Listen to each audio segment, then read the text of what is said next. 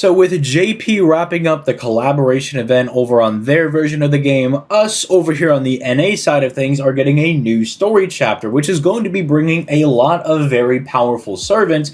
Chief among them, and probably one of the most anticipated ones, is going to be Charlemagne. Now, if you were hoping that we were going to be getting the ruler version of Charlemagne like myself, due to some story reasons and things going on with his ascension, we're probably not going to get that, but that's okay, because the Charlemagne unit that we did get, I think is a pretty neat idea. I think it's a pretty interesting take on the Extella Link versions and kind of, well, I don't want to spoil too much, but doing something different with the both of them. And the unit that we got is actually quite strong. Now, I was a little apprehensive about him when we originally got him on the JP side of things, but the one benefit of JP being 2 years ahead is that I have 2 years to look at some of these units and say, you know what, maybe they weren't all that bad, and hey, maybe they get a buff that makes them a bit better, which in Charlemagne's case, he did get a very strong buff just a few months ago for White Day.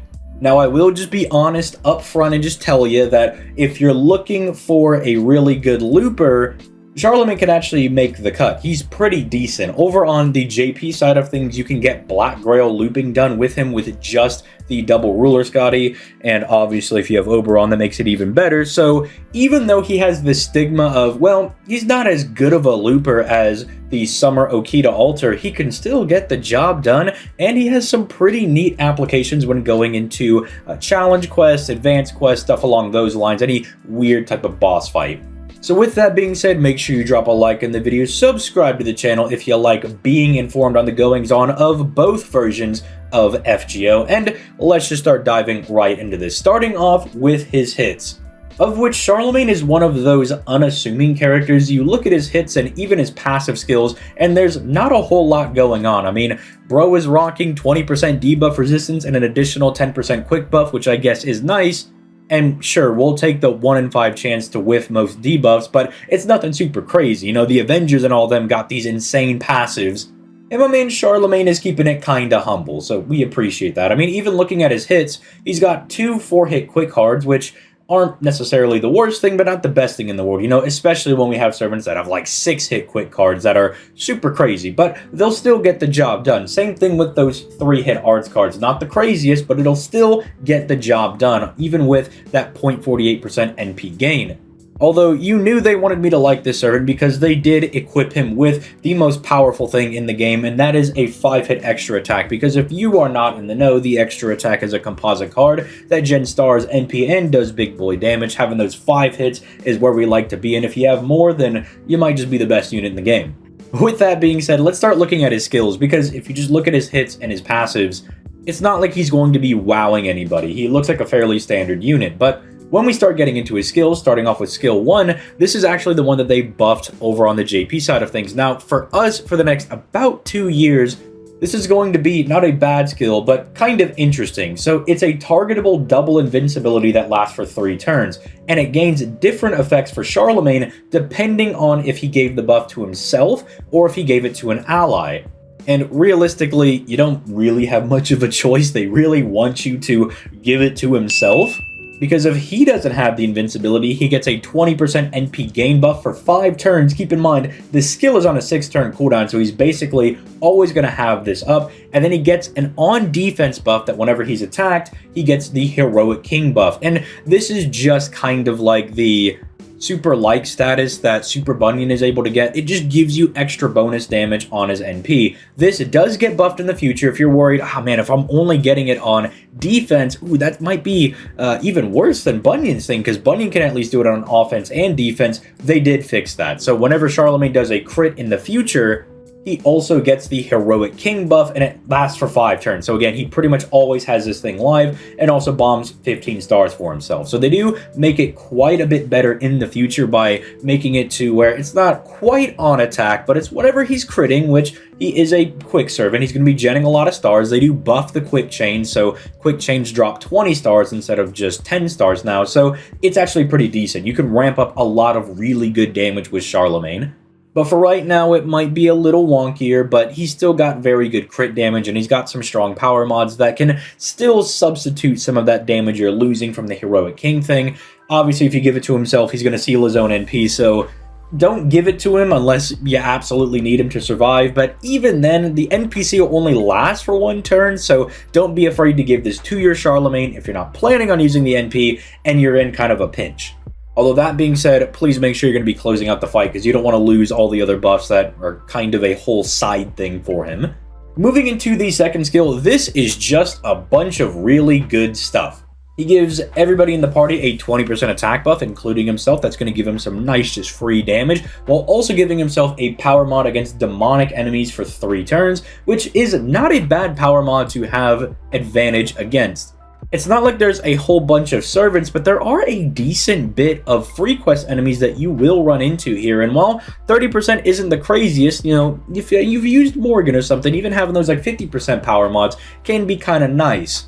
And so 30%, not quite that 50%, but you're still getting some pretty decent damage. It's nice to have when you do get it. Unfortunately, the second power mod isn't really a power mod. It's defense against divinity enemies for 3 turns, and it's also 30%, while also giving him a 30% battery, which is not bad in and of itself, but divinity is also a pretty good power mod to have. This one especially for servants, because there are quite a few servants that are rocking the divinity trait, and there's also a few bosses and enemies that are rocking divinity, so giving him a couple of extra corner cases where he could have been doing more damage would have been very nice for him to have. I mean, you could have just given him divinity and demonic power mod and protection. I don't think that's that broken, giving him the 30% defense for both of those and also giving him the damage. I think that'd be kind of interesting because you are limiting it to just 30%, so I don't think it's that broken. And it would also be nice because there is some overlap between demonic and divine people. And so Charlemagne could have effectively had like somewhat of a really nice niche, but maybe they'll fix this in the future. But the 30% battery is also nice. They threw that in there for him, so that's something, I suppose.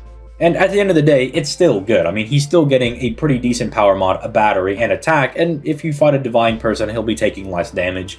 Moving into his third skill, this is where you get all the crit damage, but again, it's a little bit restrictive where he is giving himself that 30% quick performance buff for 3 turns, but keep in mind that's more like a 40% quick buff because of that passive 10% that he's got rocking well in his passives. And then he gives himself free 30% crit damage for 3 turns, which isn't that crazy, I know, but you know, still remember our sweet baby girl Morgan is only rocking 30% crit damage, and she could do some pretty nice crits. Although that could also be allocated to the fact that she's a berserker, so she's always super effective. But hey, if Charlemagne's fighting a lancer or a berserker, it's functionally the same thing for him, right? But then here's where it gets a little bit weird. He gets an additional 50% crit damage buff if he's fighting an evil alignment enemy, and that's also for 3 turns on a 5-turn cooldown. This is a little bit strange. I'm not sure how I feel about it. I almost wanted it to be reversed. Give him the standard 50% for 3 turns and a bonus 30% if he's fighting an evil enemy. I don't know why it's kind of done this way. It's a little bit strange, especially because evil alignment, it's not a small category of characters, but it's not like, say, Divinity, where you're getting a whole bunch of servants and a whole bunch of enemies. I mean, it's a sizable, decent amount of people that you'll be able to fight. I mean, if you gotta go do Tugunska's Sanctuary, Koyanskaya also falls under that evil trait, so you could use him to crit her into oblivion if you wanted to do that. If you're into that sort of thing, you could do that, but it's just a little bit strange. Not bad. Same thing for the second skill. I don't think they're bad things to have. For all intents and purposes, they are just bonuses that, hey, if you do happen to fight this person, he's even stronger into it. And it gives him a lot of different niche corner cases where you could use him, but it also makes him feel kind of weird at times when you don't find those niches. It's, again, and I know I'm mentioning Morgan a lot, but it's whenever you don't find her particular matchup against a man attribute enemy, she could feel a little bit lacking in some of those cases. That's kind of what I found with Charlemagne a bit, but it's not like he's a bad servant. It's not like it's like, oh, he's super lacking or whatever. It just doesn't feel as good when you're hitting those highs, when you've got the power mod, they're also evil alignment, and so you're just wrecking them into the ground. But maybe that's what they wanted you to do. Maybe they wanted him to feel kind of like a normal servant type guy, but then whenever you're proccing all of his power mods and everything, all of his niches, he goes absolutely crazy, which, if that was the planned, you know, design philosophy behind the kit, I kind of like it, because that's how he sort of is in Extella Link. He's kind of bumming around half the time, but then whenever he locks in, you know, he locks in. So maybe that's what they were going for. Maybe they wanted Charlemagne to feel like, well, he's pretty solid already, but if he locks in, that dude's going to destroy people. Now, this is normally where we go to the NP, and I guess we will go look over at the NP, but there's not a whole lot to look at. You're getting extra damage for each stack of Heroic King that you have of a max of 12. But this is definitely going to be a bit more useful going into challenge quests and whatnot, because you're not going to get this in farming right now, because if you're trying to 3-turn farm, you should not be getting hit by the enemy unless your name is exactly Bazette. But you can start to proc this in the future. If you do have stars laying around, you could like throw a crit out in front of the NP to start stacking extra damage. Or if you're doing, say, a 90++ setup, which might not be all that fake anymore for quick servants, because if they want to keep doing these high enemy rotations where they throw like 4 or 5 or 6 of them at us instead of just one, then it might be pretty real to be able to use them in there, and then Charlemagne will be able to mop up really well with some crits and will also get more damage. So I could see some kind of use in farming. Obviously, that's not the intended purpose. I'm just trying to find a little bit of a corner case usage in there, but obviously they want you to use this in a challenge quest. They want you to let him get hit, and then when he gets the buff, hit people into the dirt and then start hitting them for even more damage, which even shows for his overcharge effect over here, reducing all enemies' quick resistance by 20% for 3 turns, which I am going to show, the normal damage chart thing, but I wanted to go ahead and give Charlemagne a little bit of a benefit of the doubt over here, right? Because you will see that, okay, if you get 3 of these Heroic Kings, he can do some pretty decent damage, or if he gets that and they're demonic, he can do some really good damage. But if you want to bring him into some more CQ-oriented stuff, I just wanted to show that even with just 2 of these stacks going down, which I feel is fairly, fairly realistic, you hit him with 1 NP, hit him with another one, now they got 40% down, you can still hit relative numbers on that 3rd NP when they have 40% quick resistance, even without the power mods, and even assuming he didn't get hit and didn't do a single crit. I mean, imagine the numbers being higher. You maybe got a full crit turn, or you got 2 crit turns, so now you've got extra power mod, and maybe they are demonic. So you could really start ramping up with this guy's damage, and then God forbid they're evil because those crits are nuking them into the sun. So yeah, I just wanted to give him like a little bit of the benefit of the doubt there, because I feel like people don't really take those things into consideration, even though when you're going into CQs or boss fights, it is something you're going to see. But for me, one of my issues with Charlemagne right now as a servant on the NA side of things is that there's a little bit too much variance. That's what the JP buff helps to cut away from. Because he is a quick servant, he will be doing crits all over the place. He can now more effectively stack those buffs and start doing better consistent damage, which I really like.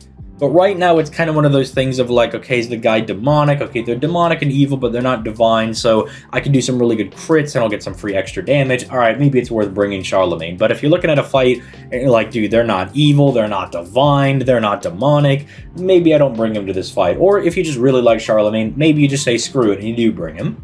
Because who am I to tell people to not use their favorite servant? I do think Charlemagne was one of the better things in the dumpster fire that, in my opinion, was Extella Link. I was not the biggest fan of the story in that one, but I do like what they did with Charlemagne. I think it was pretty interesting. And if he is your favorite character coming out of that game, and he's finally an FGO, don't let me stop you from summoning for him. Like I said at the very beginning, if someone's going to tell you that, well, technically, Saber Okita Alter, she's a better looper, it's like, yeah, but he could still get the job done.